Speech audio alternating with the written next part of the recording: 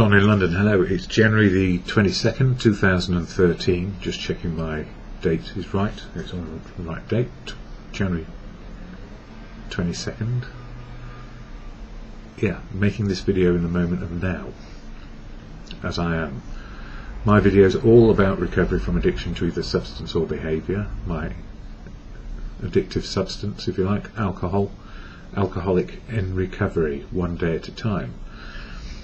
And I make these videos to share experience, strength and hope, what's going on, how the 12 steps of the Fellowship of AA work. That's the Fellowship of Alcoholics Anonymous. I don't speak for AA, never can, never will. Full of unique, authentic people who share their message of experience, strength and hope where they choose. And I don't speak for AA at all. But I speak about how AA helps me, how the Fellowship helps me, how people being themselves helps me one day at a time. And just before making this video, in fact I wasn't sure if I was going to make a video today, because I was going to help somebody else with some stuff.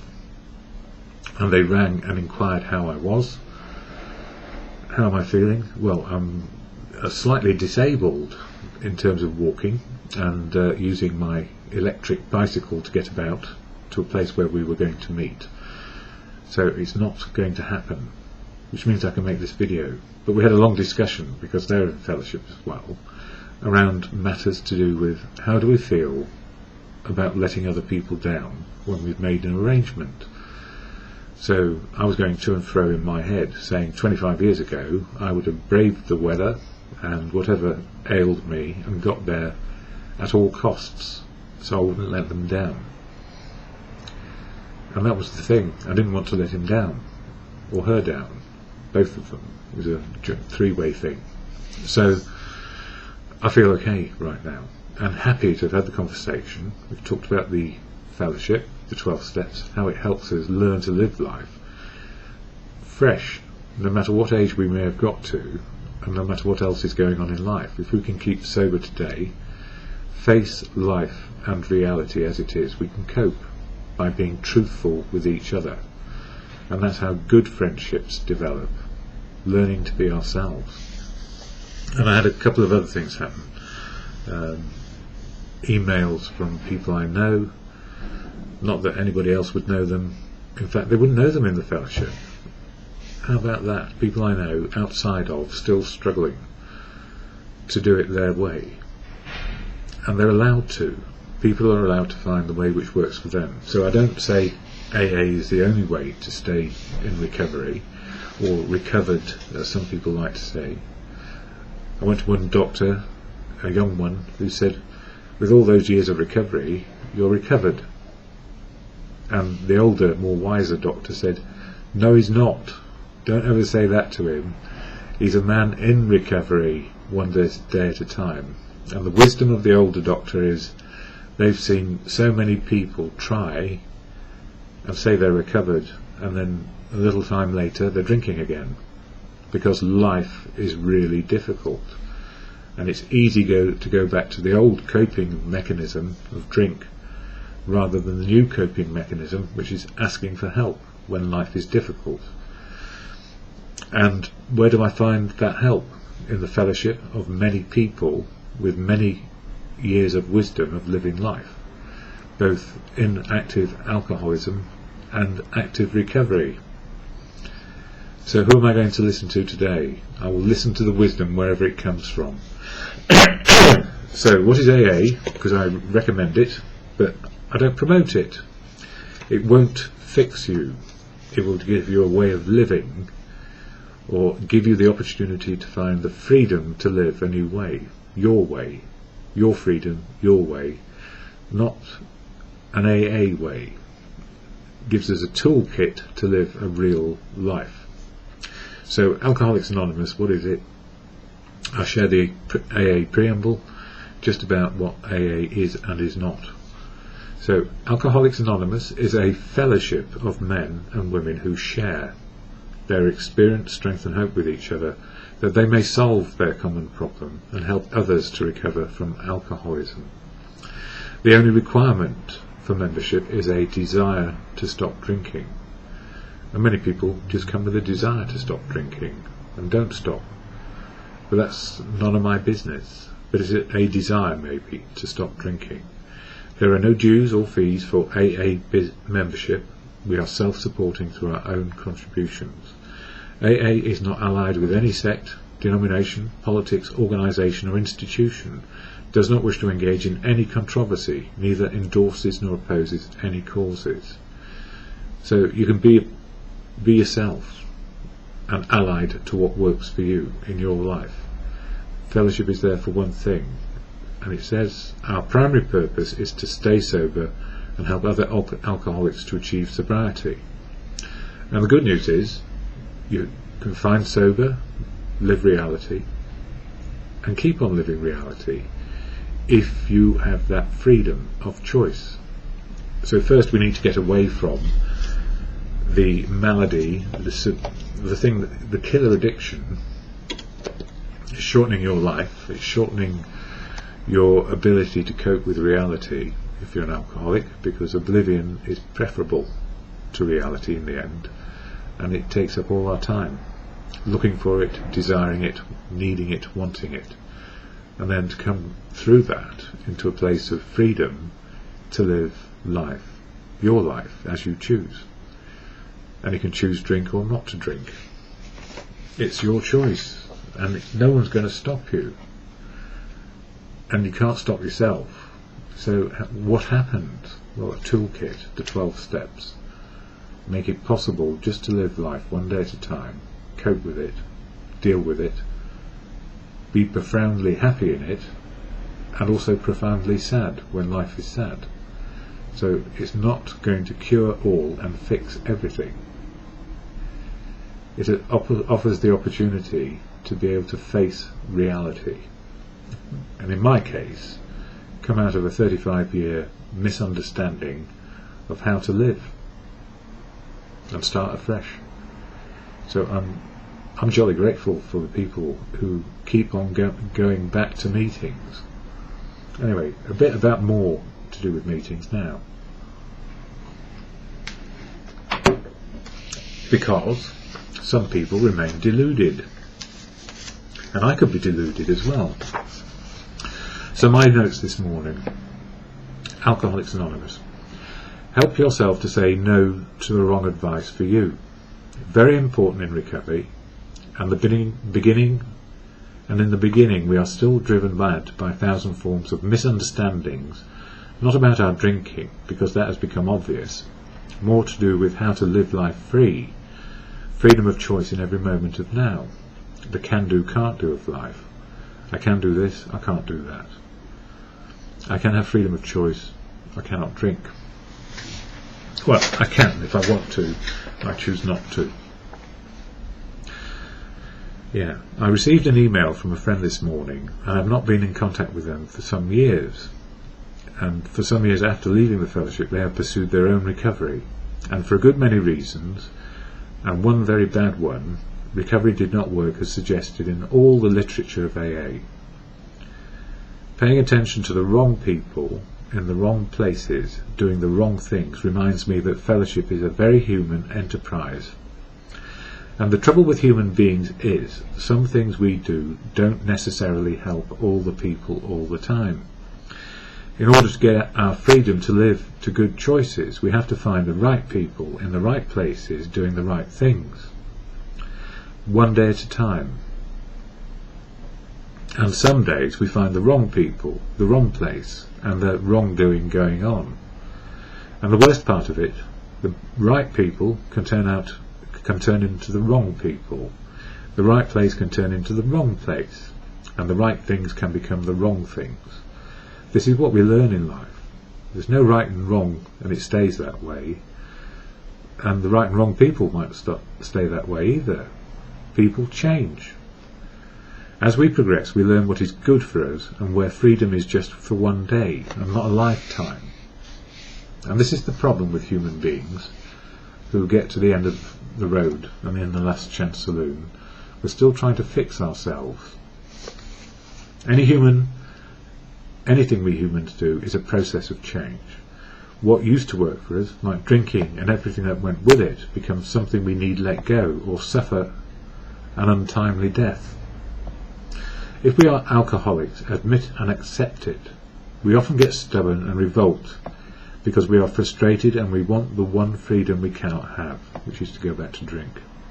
And without the negative consequences, we would we not? I don't debate this anymore. I cannot drink again without negative consequences. And although it is obvious, without emotional and spiritual learning, I can define a reason. I can defy a reason, I can defy emotional good sense, get stubborn and defiant, and try the old ways again. Letting go completely of the notion of drink, and understanding the freedom I have today to live reality, to live life on life's terms, is far better than any drink or imagined future with drink could be. Where my feelings work now, it is as good as it gets. Today I feel good for myself and my decisions, and sorrowful about the decisions of friends who are back on the lash or starting again just for today. So it can happen to anyone. Life can turn us upside down and we find ourselves an arm's length away. In the UK, so I'm just talking about the UK, but there is a lot of common understanding that these meetings exist. In the UK, there are some groups who call themselves part of the Fellowship of Alcoholics Anonymous who never have a bad day and are not allowed to share the negative sides or aspects of living life in recovery. And this is the truth that I've learned in recent weeks and suspected since I avoided some of the groups in my life completely. I've avoided some of the groups who find life completely joyous and free and have no down days. And activity, and if they do find that people have down days and not allowed to talk about it, it is the fault of the person. It is not the fault of their circumstances. Now that's a tough one, because any person can have a bad day in recovery where it is painful and difficult, or they haven't been around long enough in recovery. If you haven't been to a bad meeting of the Fellowship of AA, you haven't gone to enough meetings, because the happy, clappy, joyous and free mob who say they never have a bad day and AA solves everything, I'll go on to that. I don't know why some people are attracted to the notion there is no such thing as a bad day, that happy, joyous and free can be maintained all the time. To deny the truth that life is difficult, that life can be horrible, that we have to grieve for the losses we experience through life, well, I might despair and wish that the truth of life could be somehow infused in these people, but then I would be as bad as those who say they're happy when they get run over by a bus or get some horrible disease. I got a horrible disease in recovery, this is me, not because of anything I'd done, but because I had a minor operation which led to type 1 diabetes. The good news in it, I lived long enough to get it, so I could say those who got run over by a bus were good enough and in sobriety long enough to get run over. But it's a bad day, and with fellowship I can cope with it one day at a time. But if you get run over by a bus, you're having a bad day. There's no silver lining except that you might survive it. Well, it could be a silver lining, but it's not a happy, joyous and free experience, is it? So what do you do if you're living in the happy, joyous and free bit and then experience down days? You're having a psychotic break, probably, where you're trying to be joyous about the misery. And you can't. Misery is misery. Every feeling is valid in recovery. It's not about smothering over the cracks and saying it's all good. It's about saying, yeah, sometimes life is miserable and I need to live it and live through it. Experience it as it is, so that when it gets a bit better, it's joyful again. That's the ups and downs of life. So trying to rewrite history to say that bad things don't happen is rubbish. Anyway, the friend who wrote to me this morning, he used to sit on my settee and said that I was a special case, and needed to be in recovery because I had type 1 diabetes and had no choice. He did not hear the facts that I had been in recovery for a number of years before diabetes happened, and the notion that I had no choice about drinking as a type 1 diabetic. It is truly stupid and an ignorant suggestion. Why? Well, maybe I've got more reason to drink, but there is no reason to drink no matter what you've got, because it's not going to make it any better. It just offers oblivion from the facts. So if we are looking for a way to knock AA and any fellowship group and any individual, we are going to find a way to do it. So for the happy clappy guys who never have a bad day and have bright shiny meetings where nobody shares a bad thing, I'm not going there. But you can, if that's how it works for you. I don't think it's a very good life. I think it's superficial and indifferent to the truth. Cherish the truth, and you cherish and love life. Those are my words. Yeah, it's just unfortunate that one or two shiny bright groups suggest that fellowship is a cure-all for everything, and it isn't. It only works one day at a time, and it only works if you work it, and it only works on sobriety, not the rest of your chuffing life. Or rather it does, because we simply live reality and have the freedom to make the free choices and know full well that nobody is immune from relapse, because life is chuffing difficult. And it is difficult. So, the friend who wrote to me, a lot of stuff going on there.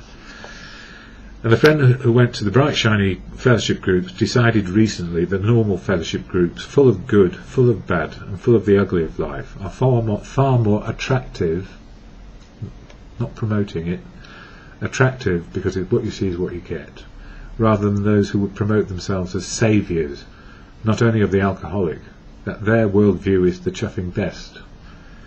Those who instigate segregation policies in fellowship rather than clump everybody together are missing the point of wisdom and diversity when it comes to learning sobriety. The rich man in his castle needs the input from the serf down the road who has found a way out of drinking one day at a time. All we need is humility, and anything can happen. In other words, get off our high horse, put our feet on the ground and start getting real. Be with the serf who knows it. I'm a serf, I've decided. For the day, I'm just a serf, feet on the ground, head in the air. All we need is humility, and anything can happen. Even the serf can learn from the rich man in his castle and find equality in sobriety and in fellowship. Step out of fellowship, but they go back off to their castle and I get back to my little hut. I still feel happy because I'm sober. I don't care about the man in his castle still wondering how to do it, but I will help him as best I can. Freely received, freely given. Well, that might be a bit far-fetched because we're all full of chuffing prejudices, and we are. When you're trying to get your camel through the needle, any lifeline on that road need be welcome. So it's a bit that the rich man on his camel trying to get through the eye of a needle is about like getting into heaven. And the answer is, it's as difficult for the man on his camel as it is for the serf or the slave, because we are in slavery to a substance. And for me, heaven is reality. For me, heaven is not all, well, wherever you are with your own beliefs. One fellowship, many beliefs. Please remember that. How do I feel about my two friends experiencing two things about the negative aspects of some of the things they experienced? Well, it is an imperfect world, and if you're still judging and trying to find a bright and shiny future and wanting to be fixed so the rest of the world will let you have it, it ain't going to happen. I still love my friends, but they have a sense of expectation, a sense of entitlement, and not enough understanding that we start over every day. And if we don't ask for help from the right people in the right moment, recovery will always be elusive, because recovery will not come to you. You have to find it and live it one day at a time. At least both of them, and independent of each other, and quite different personalities, except for one quality, ego, which got in the way of everything. And the way it worked for them, because I've seen it and discussed it, and I have, over and over again, as far as I discussed it, was a negotiation with God in their lives. Negotiating with God, if I'm good today, what about tomorrow, God? And actually, as far as I know, God does not negotiate. The wisdom of God is all around us and available when we ask for help, which is all about humility. And it's a good word and not a bad, dirty word. If everybody says, what, at your age you can't do that, I haven't had the life experience of that yet, or it passed me by, so now I'm learning it. At your age, you should know better. I can remember the director of a company who was very upset with me and my behaviour, and from his point of view he was quite right. I said, well, how do you want me to behave? He said, as a senior manager you should know that by now, and walked off.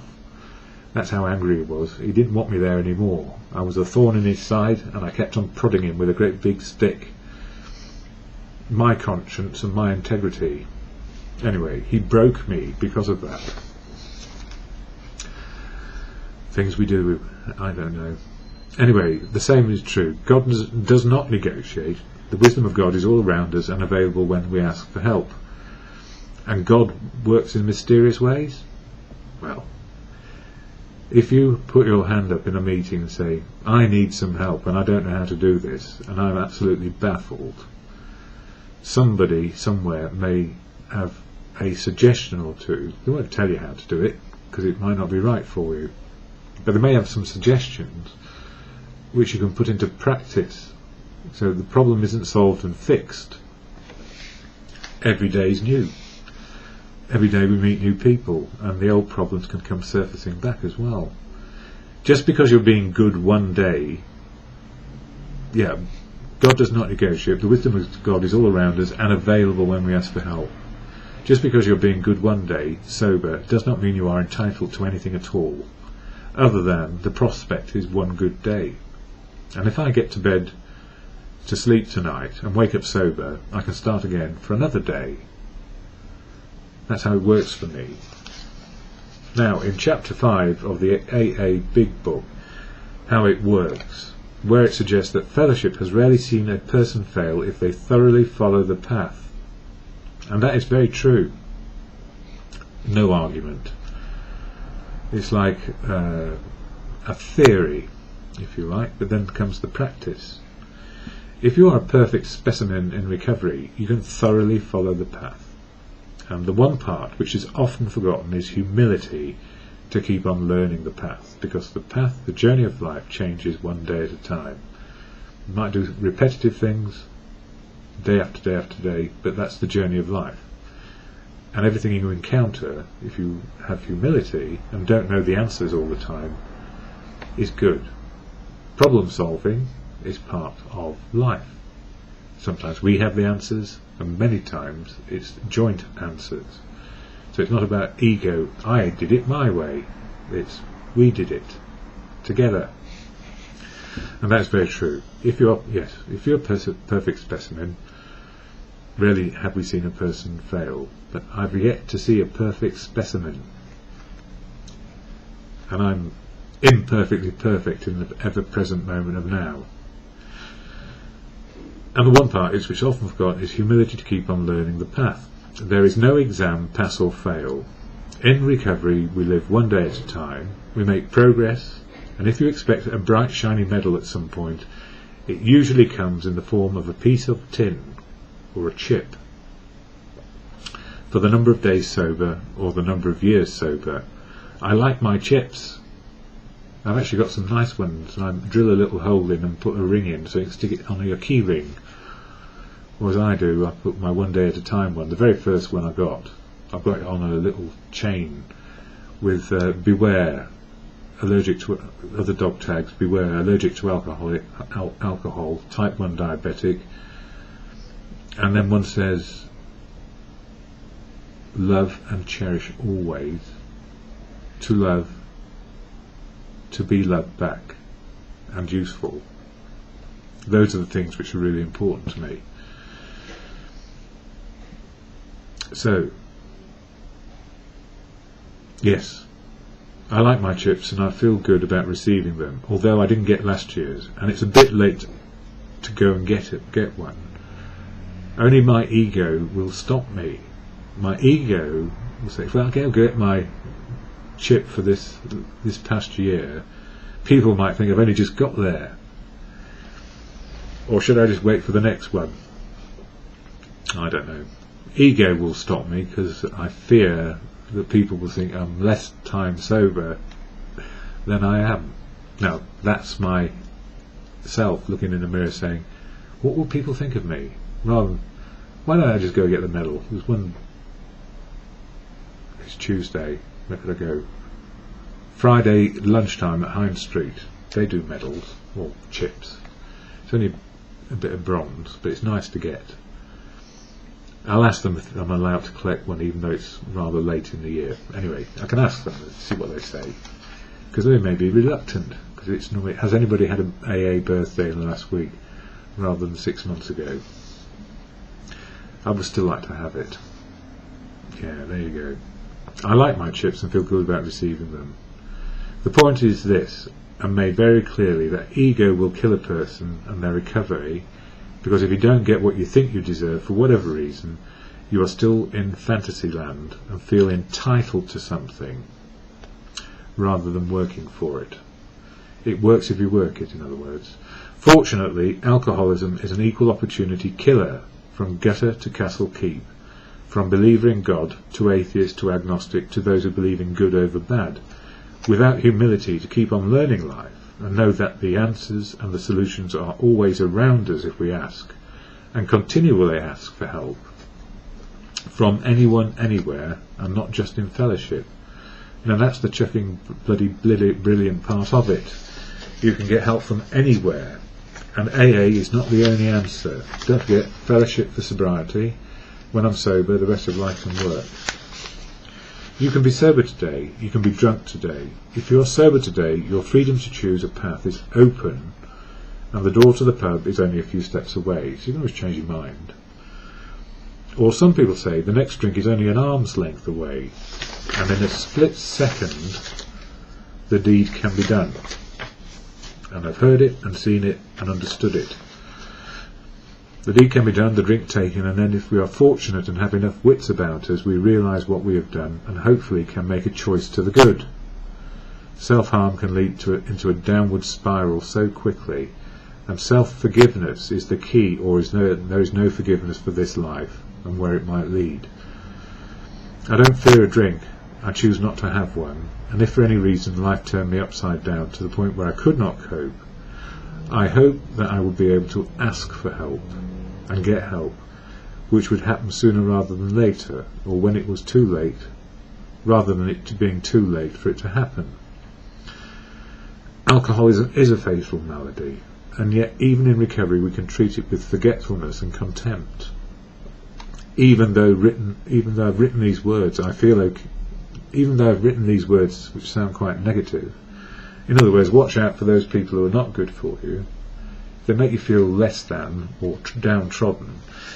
If a person says to you, the only way to do this is to get down on your knees and pray for help, well, it never said that in the literature of AA. Indeed, it suggests whatever connection you make to a higher power, whether you pray and meditate in a certain way which suits you, you can get down on your knees and pray.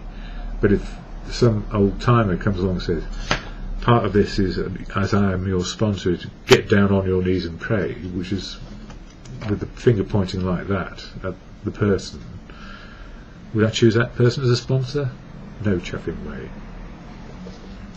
So be aware, in recovery, people are human, more sensitive, more alert, or some are deluded, plainly deluded in how they try and help people by taking chunks of text from the AA Big Book or chunks of this, that or the other without some sort of understanding of how it translates into reality. So when a person says, well, when you've done the 12 steps you'll feel a lot better, actually that's probably not true. You'll feel good, bad and horrible depending on your life situation. You're coping with reality. rather than trying to fix it. The whole point of fellowship is to live life sober. Get out there and live. Be part of family, community, or whatever it is you're part of. And also you'll find family grows within fellowship too. Not your real blood family, but you find yourself in a fellowship where people learn how to love and be loved back without conditions. And that's not about romance. Romance is a completely different thing. Get sober first, but then the spiritual aspect of life. As one old timer with 44 years, it might be 45 now, he said in your first 2 years you better deal with your romantic madness, because after a couple of years and you get spiritual, all that nonsense, the other way of fixing ourselves with relationships, becomes something we don't do necessarily, because we can't fix ourselves with people like we thought we could fix ourselves with drink. You have to get real, start from scratch in all departments of life, and it takes time. You can't do it overnight. I mean, it took a good many days, weeks, months, years to get to a place of addiction, live addiction, and then choose to stop it or die. And don't forget, at the end of addiction, emotional, spiritual and physical bankruptcy is almost guaranteed. So emptied, we can start again. But what are we going to put inside ourselves? A bit of knowledge, a bit of experience, and a bit of truth. So living truth and coping with it, and when we're not coping, ask for help. And if people say, you should know that by now, say, well, in my life experience, this is the starting point. I'm going to keep on learning this. Let people be the way they are. If they're not helpful, say thank you. You can't help me. Excuse me. But it's okay for people not to help you, because then you find the people who can. And it takes time. So I'm very grateful that my friend who's far, far away and has only been in touch by coincidence, and another friend who's gone to bright, shiny, we are never negative meetings, has chosen down-to-earth, normal fellowship, where we talk about the good, bad and ugly of life, and we share it and we experience it, and if we've got any advice, we try and suggest, this is what we did, these are the things we did. That's how it works for me anyway. I don't want AA to be more than it is. A fellowship of people who meet in a particular place at a particular time, who are trying to live reality without a drink. So it's full of chuffing advice which is useful because it's not applicable to you, and it's full of advice which might be applicable to you. You still have to work that bit out for yourself. Or why would there be a point to life? Why would there be a point to learning about life? Why would there be a point to learning how to love people? To be loved back without conditions. And you never know, romance might happen too. It did for me in recovery, although I'm not romantically there at the moment with anyone. I have hope, but I'm a bit old in the tooth. Well, then, I won't go there. I'm happy as I am. I was just talking about that. That's why the phone call was so important. We didn't just talk about the thing we want to get done, which has got nothing to do with fellowship. We had a one-to-one fellowship conversation, and it left me feeling enthusiastic. And the serenity prayer is the key to everything. Can do, can't do, wisdom to learn and know the difference. So whether you're a God believer, an atheist or an agnostic, or a believer in good, or you've been bad and you want to get better, the serenity prayer will help in all circumstances, because it's simple. Can do, can't do, wisdom to know the difference. So as it goes, and as an end to this video, God, grant me the serenity to accept the things I cannot change, courage to change the things I can, and the wisdom to know the difference. Just for a moment, a minute, an hour, a day. Who knows? Can do, can't do, wisdom to know the difference. That's how it works. I feel good right now, connecting with another person who's in fellowship, who understands my concern not to let them down over the project, but is more concerned that I'm okay. Now, how brilliant is that? That's teamwork, and working out what we can and cannot do. So they are unavailable for a week. That's alright, I'll do my bit. I've got some ideas, and it enthuses me to be connected to real people doing real things. That's the whole point. Sober, and then reality, coping with it, and more tomorrow if I can.